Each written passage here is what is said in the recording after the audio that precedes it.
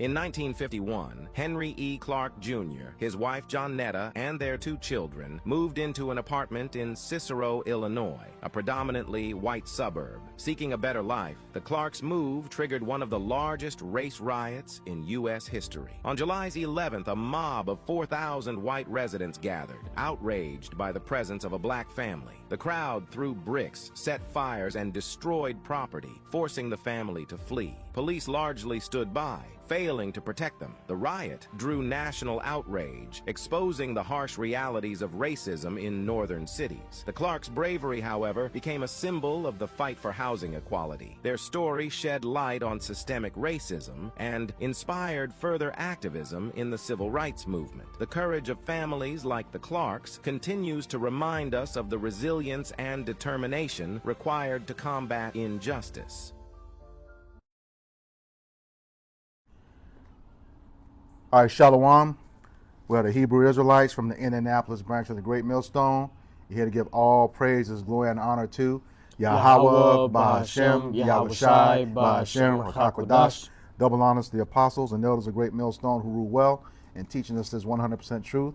Salutations to them and our fellow Akim who labor in this truth week in and week out on the highways and byways. Also salutations to the hopeful elect of the scattered 12 tribes of Israel, scattered to the 4 corners of the earth, that be like unto the speckled bird, also known as your Israelite foreigners and your so-called Negroes, Latinos, and Native Americans. To you, we say Shalom. Shalom. All right. Before we get into this video, just want to declare fair use, according to the Copyright Act of 1976, as stipulated under Section 107. There's no monetary gain from the use of this information. It is strictly for the purposes of teaching and educating according to the Copyright Act of 1976. All right, this is another installment of our camp series called For Thy Violence Against Thy Brother Jacob. Today's topic is going to be the Cicero Riot of 1951. That's just outside of Chicago, a Chicago suburb. The article comes from one of our notable sources, blackpast.org. We will put a link to this article in the description box for you can read at your own leisure. Okay, so without further ado, have the opening scripture. Obadiah, verse 10, says, For thy violence against thy brother Jacob, shame shall cover thee, and thou shalt be cut off forever. And this is talking about Esau Edom, the violence he has committed against the 12 tribes of Israel. Again, primarily the so-called Negroes, Latinos, and Native Americans. And it says the shame is gonna cover you. All right, and that's what's happening today. All of your BS, that you've done to the children of Israel is being openly revealed, and quiet is kept. Everybody's starting to hate you for it because they realize that not only even though your primary focus was the children of Israel, you didn't duped other nations as well too. Precept. And they tired of you. Go ahead. This is the book of Habakkuk, chapter 2 and verse 16. It says, Thou art filled with shame for glory. Drink thou also, and let thy foreskin be uncovered. The cup of the Lord Yahweh's right hand shall be turned unto thee, and shameful spewing shall be on thy glory. See, the foreskin being uncovered is ultimately going to what Esau, Edom, the so-called white man, being exposed. And the Lord, he's doing that via his servants, the prophets, you see. And the series that we're doing, For Thy Violence Against Thy Brother Jacob, that is a prime example of Esau, Edom's shame being seen, you see. And as it's been commanded unto us by Yahweh, Ba'Hashem, Yahushai, in Ezekiel the 35th chapter, with that information, what we're doing is prophesying against Mount Seir being Edom. All right, we bring out their wickedness, and along with that, we tell them the judgment that's coming upon them for the wickedness they committed. It says, the cup of the Lord's right hand shall be turned unto thee, and shameful spewing shall be on thy glory. And just like you were going into how, Esau's main target was you Israelites, the so-called Negroes, Latinos, Native Americans, and in the process of Esau afflicting Jake, all right, these other nations have been duped too, you see. So, America was once looked at as the big, the bad, the brave, and the bold. But now we're in a time where these other nations, man, they don't fear America. Nope. They don't respect America, you see. And that's ultimately the position that the Lord Yahweh Ba'Hashem Yahushai has put America in, man. So yeah, that shameful spewing is covering them, and then at the end of that, it says they're going to be cut off forever. Yes, Esau, Edom, the so-called white man, you are going to go extinct. That has been your number one goal for Jacob, going all the way back to the curse. His blessing in Genesis 27, around about verse 38 through 41, where you saw that pretty much Isaac was nearing his death, and you said in your heart, on your mind, that you were going to slay Jacob. You slay Jacob, the son of Isaac. That destroys the 12 tribes of Israel. We don't exist. And you had that hatred, that perpetual hatred, because you sold your own birthright. It is clear you're the one who does the dirty work and then claims victim villain, as you're called among GMS. That's what you are. Okay, but yeah, you are going to be the one who's going to go extinct. You're going to serve in captivity for 1,000 years, twice as long, twice as hard as we have, and then at the end of that, you're going to be exterminated. Okay, that's in Obadiah 18. All right, you will be exterminated at the hands of the children of Israel, the same ones you afflicted relentlessly. Okay, precept. Go ahead. It's the book of Revelation, chapter 11, verse 18. And the nations were angry that thy wrath is come, and the time of the dead, that they should be judged, and that thou shouldest give reward unto the servants, the prophets, and unto the saints, and to them that fear thy name, small and great. Mm-hmm. So the nations, like, just kind of backing up the point you were making, is that when you read in Revelations 18, it says that all the nations have drunken of the wine of her fornication. Mm-hmm. So they had all partaken in the ways of of Esau, Edom, and this kingdom, of changing their customs, their names, and all of that, only to be duped, to get the short end of the stick. Mm-hmm. And every agreement and every treaty, which we've it's been made known that they can't keep their agreements. Right. Okay. Right. And that even goes back spiritually to Jacob and Esau. For he sold his birthright. Mm-hmm. For the one morsel of meat. Sold his birthright. But the nations, as a result, are angry. First and foremost, dealing with the children of Israel, starting with the elect, mm-hmm. of the children of Israel. This is why we're preaching the shame that is actually coming upon you. The shame is coming upon you because we're bringing out through the spirit of Yahweh Shem Shai all the things of which you've done. We're uncovering your secret parts. Yep. And then, of course, the dead being judged. Those 2/3 of our people that are spiritually dead. Like I said, they that wander out of the way of understanding remaineth in the congregation of the dead. Proverbs 21 and 16. Mm-hmm. So they're going to also, 2/3 of our people are going to get judged. Yep. But like I said, though hand join in hand, the wicked shall not go unpunished. God. Because many of our people are cleaving on still to the ways of Esau Edom. And it's going to be all the way up until those missiles are sent and the chariots of Yahweh by Shem Shai send forth fire concentrated upon this place as well. And it says to give reward unto the servants, the prophets, because the prophets are the ones that are speaking in these last times, mm-hmm. of all the things, the atrocities that are going on. So we always mention that scripture in Isaiah, cry out loud, spare not. We lift up our voice like a trumpet. That woman, that has been taken and that is continuously crying, out, because she don't agree with the savagery, the wickedness, the abominations, like it says in the law. If the woman, she's being ravished, she's being raped, mm-hmm. she cries out, then she's not being, she doesn't get in trouble, for the things that are happening. And when we liken Israel as a nation, the elect, as that woman crying out, God. Because we don't agree with the things that are going on in this wicked place. And it says, so he's going to give reward to his servants, the prophets, and to the saints, which are the Israelites, mm-hmm. and them that fear his name, small and great, and shouldest destroy them which destroyeth the earth. And we've brought out many videos, and the prophets, starting with our head apostles and elders, have spoken of many things that have gone on upon the earth that have shown clearly the people Esau, Edom, so-called white men, who have all the things they've done from upon the land, the trees, the air, the animals, you name it, has been completely contrary to the ways of the Heavenly Father. And it tells us, again, I've been bringing this out quite a bit in many of my videos and in general, John chapter 10, verse 10, the thief cometh not but to steal, kill, and destroy. And Yahweh Shai, he comes to bring life.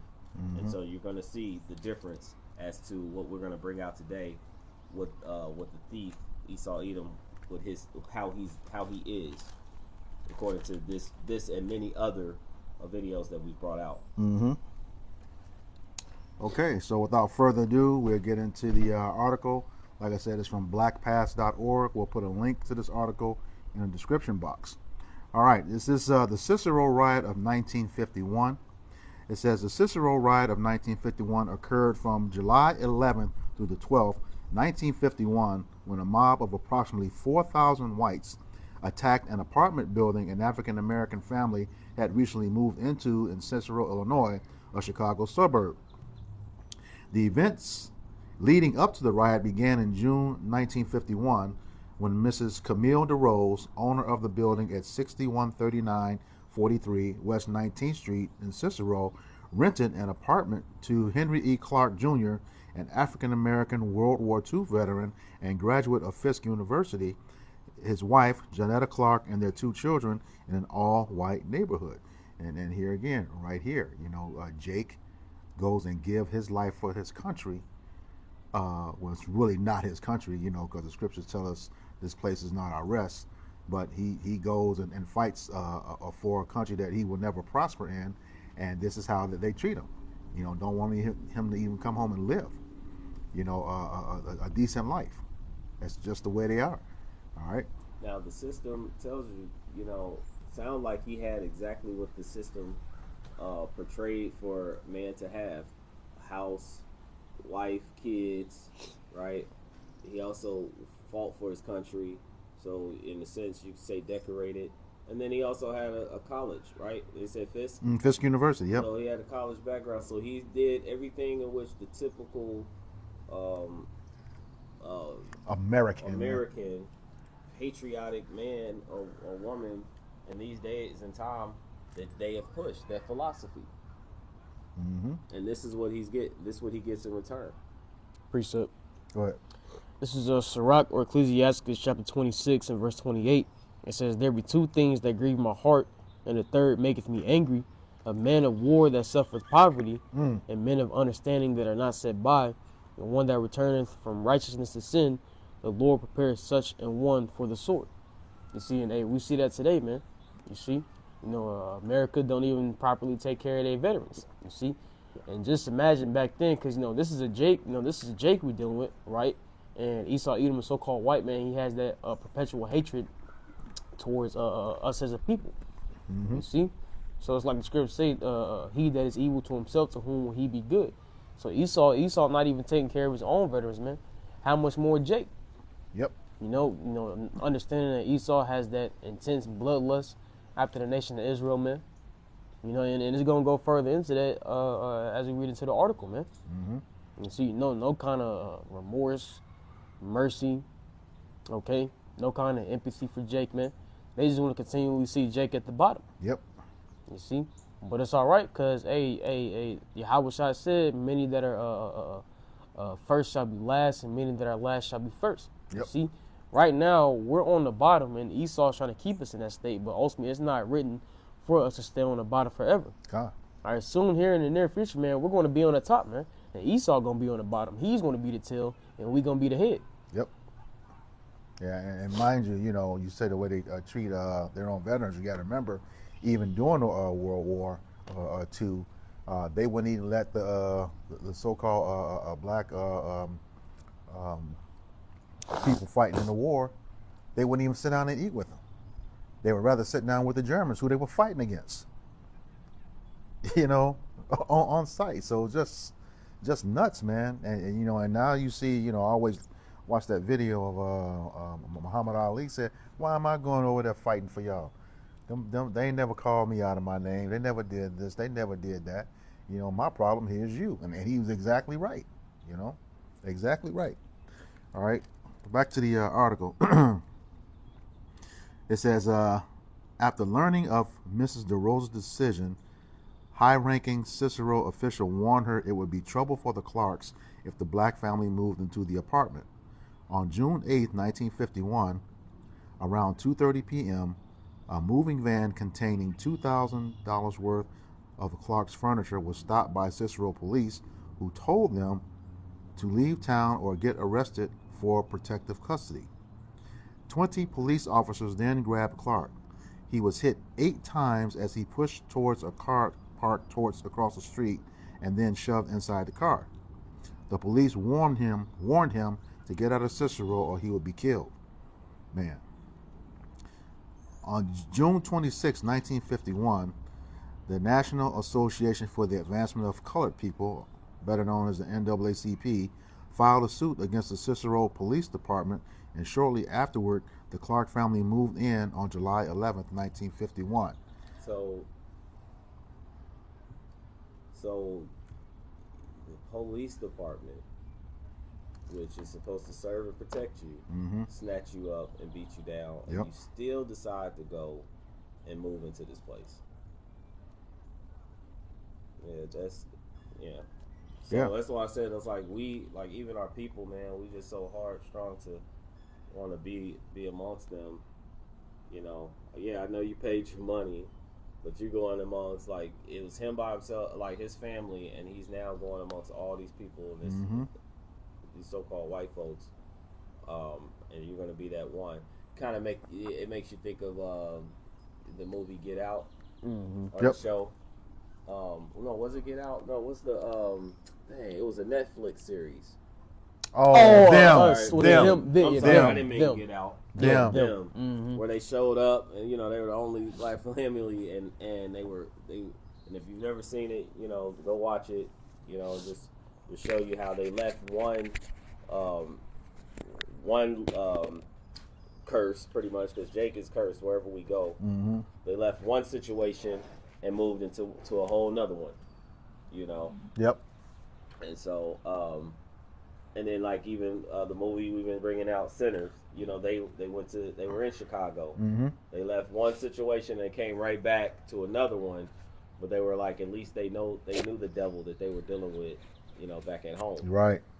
Right. So you can't leave your situation, can't leave the curses, no matter how much money. And that's what Jake has a problem in thinking in general, especially like I watch in the you see in the media these athletes.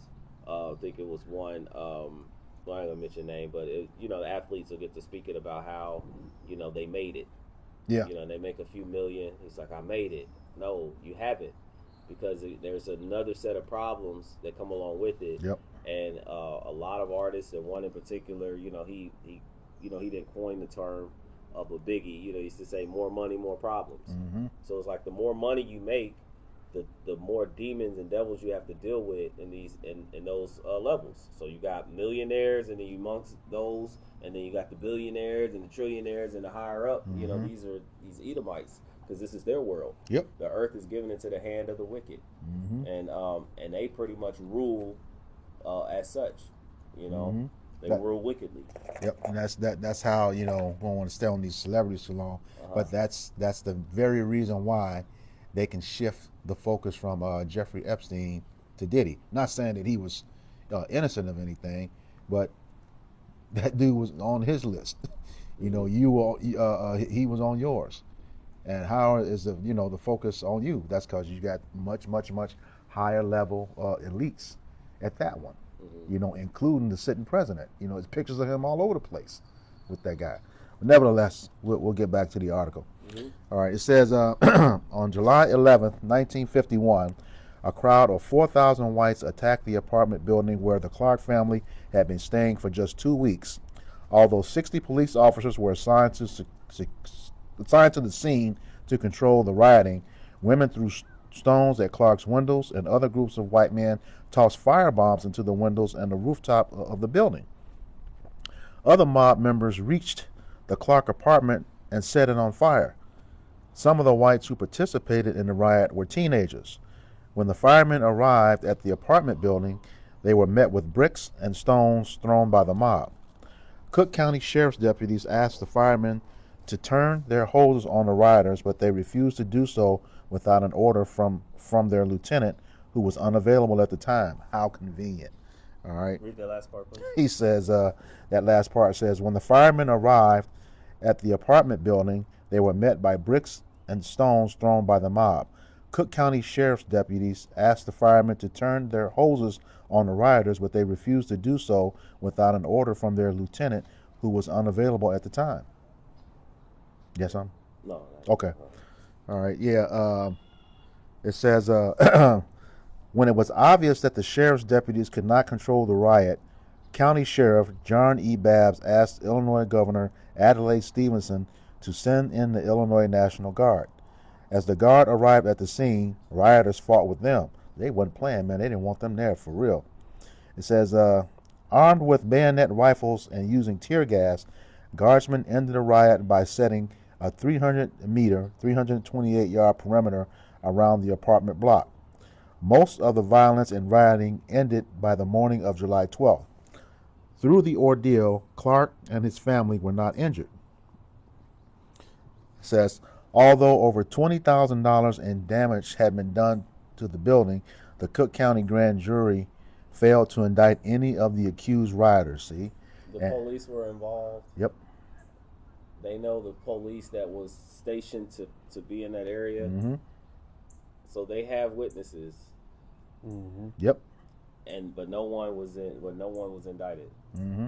That's what we keep saying, man.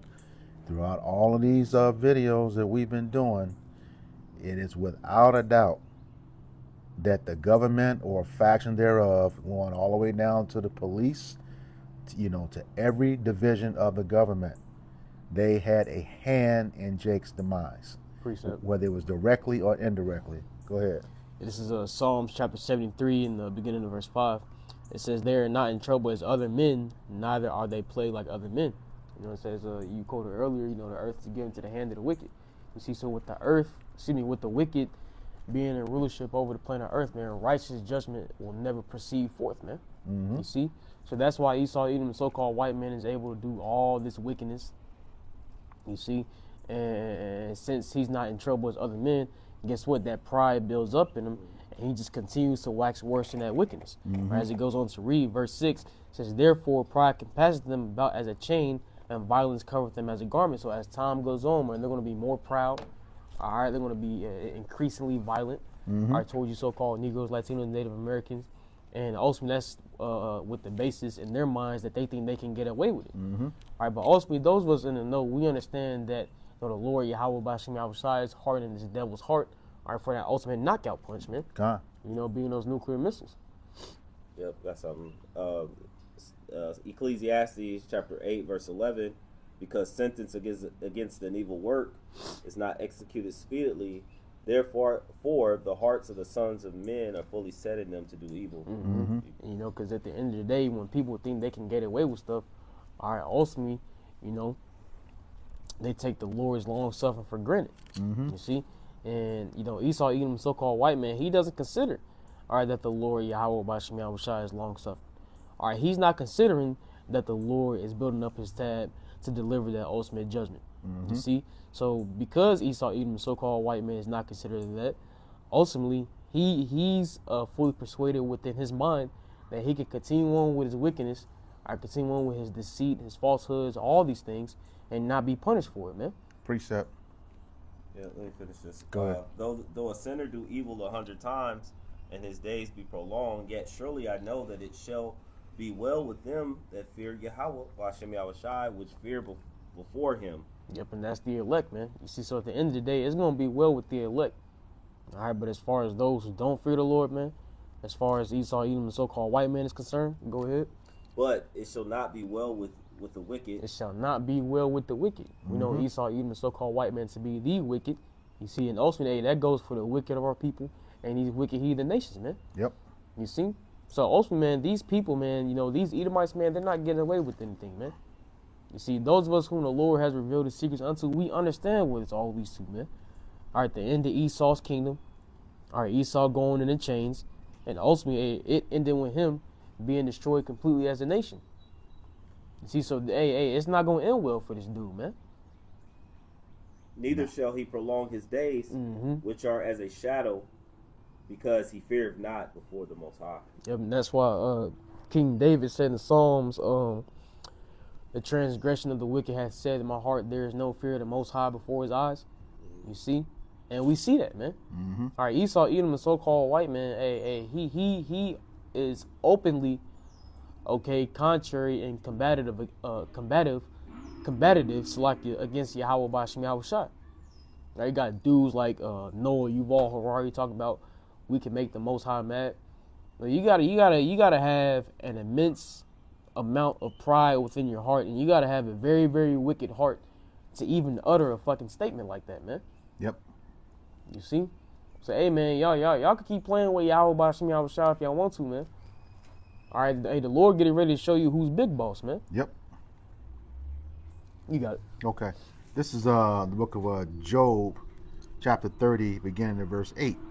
It says, they were children of fools, yea, children of base men.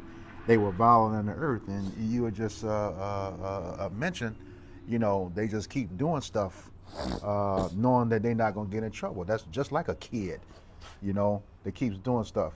You tap a kid on the hands and he keeps doing stuff, you know, they just, you know, until you just literally fuck them up, they won't quit. All right. So it says they were base men, and you know, Esau being the lowest of society. That's who, and he's in rulership right now. You know, no judgment, just wicked. You know, like I said, the earth is given into the hands of the wicked. All right.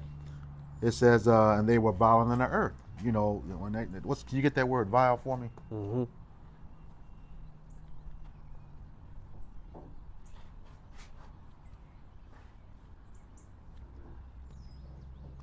Yeah, this is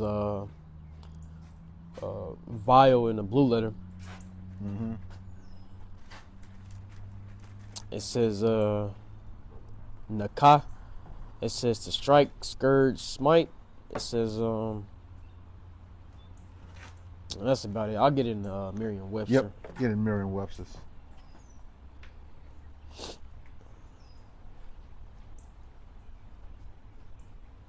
You got it? I'm pulling it up.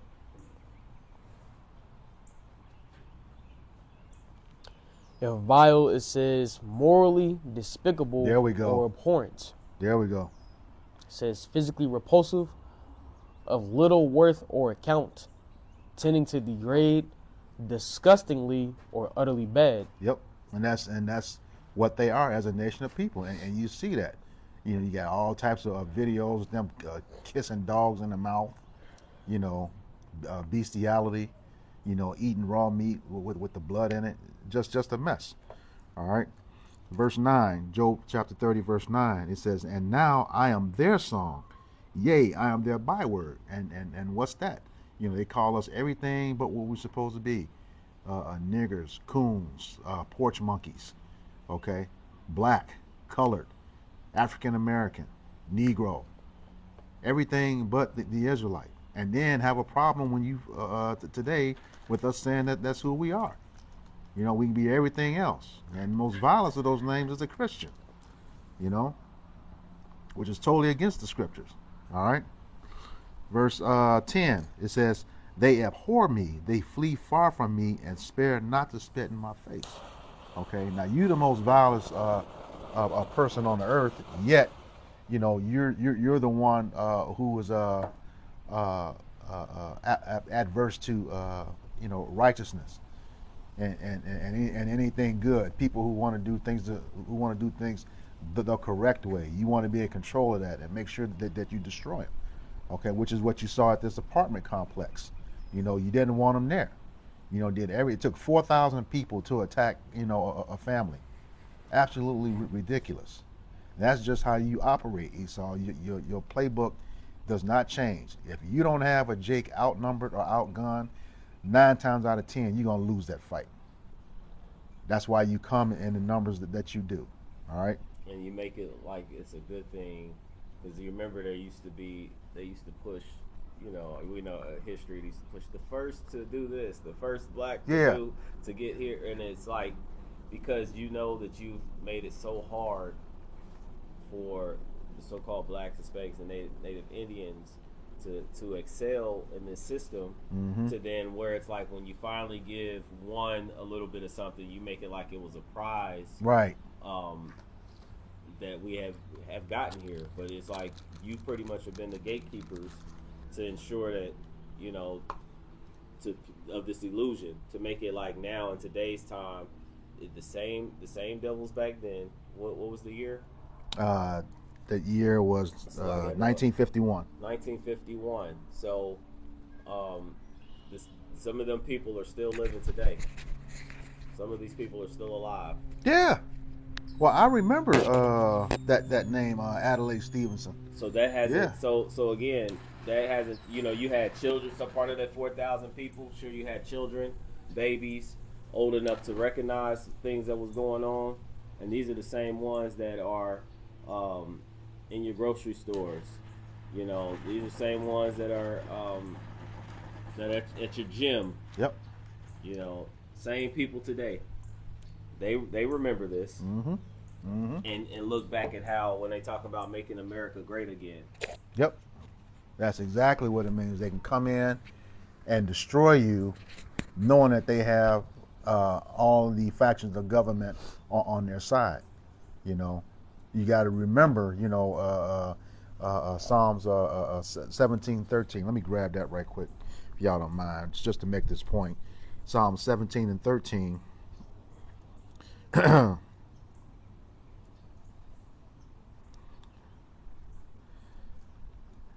And it reads, arise, O Yahweh Bashem Yahweh Shai, disappoint him, cast him down, deliver my soul from the wicked, which is thy sword.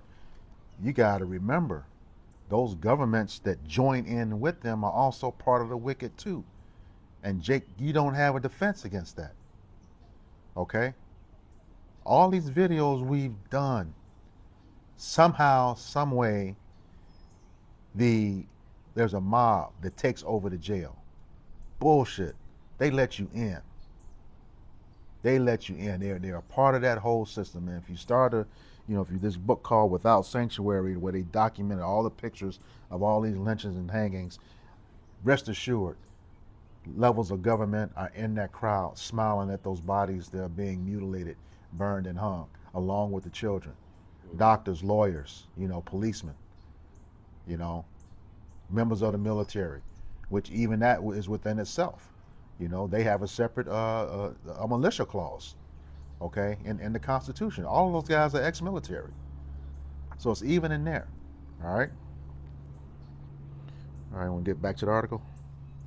Yeah, let's go try to finish. Yep. It out. All right.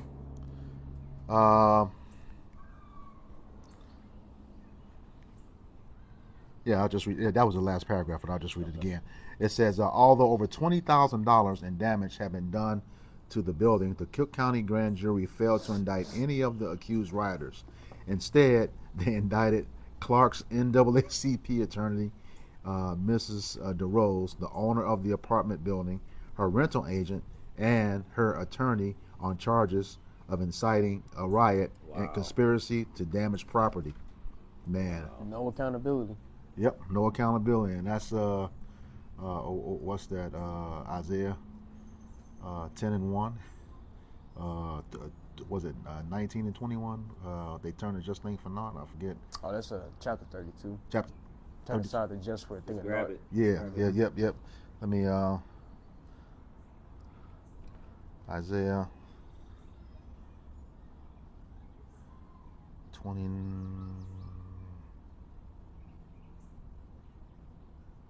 29, is it 29? Yeah, 29. Yeah. Isaiah 29 and verse 20. All right. It says, for the terrible one is brought to naught.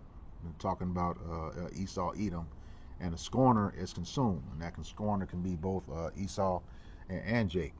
And all that watch for iniquity are cut off. All right. What's that iniquity? Sin upon sin upon sin upon sin. Endless sin.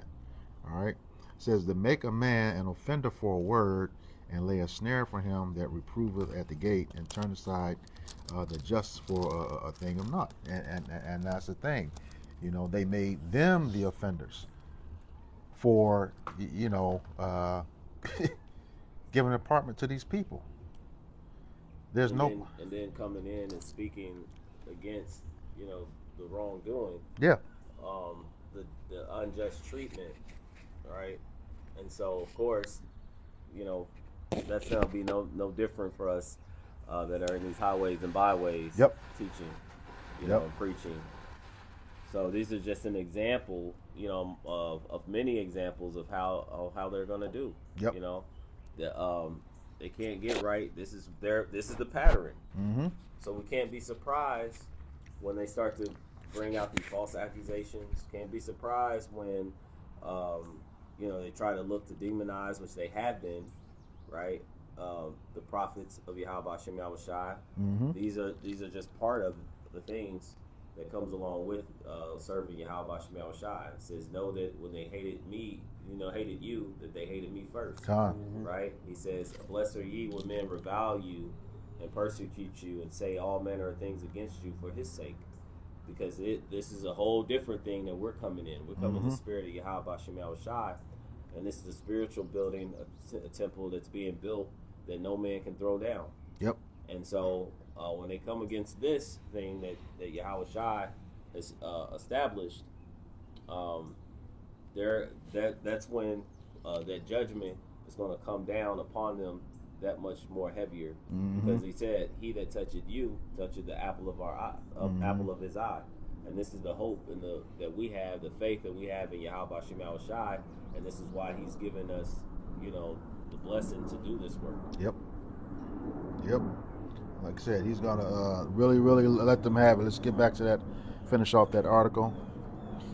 And it says, I'll start back at this point. It says, instead, they indicted Clark's NAACP attorney, Mrs. DeRose, the owner of the apartment building, her rental agent, and her attorney on charges of inciting a riot and conspiracy to damage property. Wow.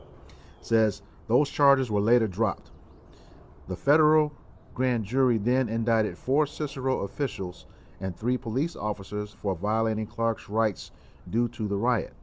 The Cicero police chief and 2 officers were also fined a total of $2,500 for violating Clark's civil rights. And, that doesn't sound like a lot today, but you got to think this was 1951. That was a lot of money, $2,500.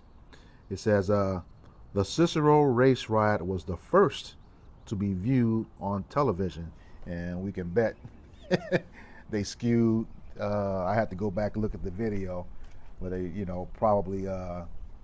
probably skewed how that narrative was presented as well too, even though you have the facts here right in the story. All right. Well, we'll end with the scripture. This is the book of Galatians, chapter 6, verse 7. God. It says, be not deceived, the Most High is not mocked. For whatsoever a man soweth, that shall he also reap. For he that soweth to the flesh shall of the flesh reap corruption. And that's what we've just presented to you as an example of Esau, reaping of the flesh. Yep. All right. He, through his spirit, he has this perpetual hatred. And they've made it known throughout the whole entire world, when they made it a color thing. Yep. But really, it's a spiritual thing as well, going back to Jacob and Esau, right? That he had this perpetual hatred, this spiritual hatred toward his brother. Yep. And it says, but he that soweth to the spirit shall of the spirit reap life everlasting. And that spirit is the way the book Yahweh Shem Yahushai, these holy scriptures, right? Keeping his ways to the best of our ability and teaching and preaching as such. So we hope that this lesson was edifying, uplifting, and exhorting to the elect body of the true believers.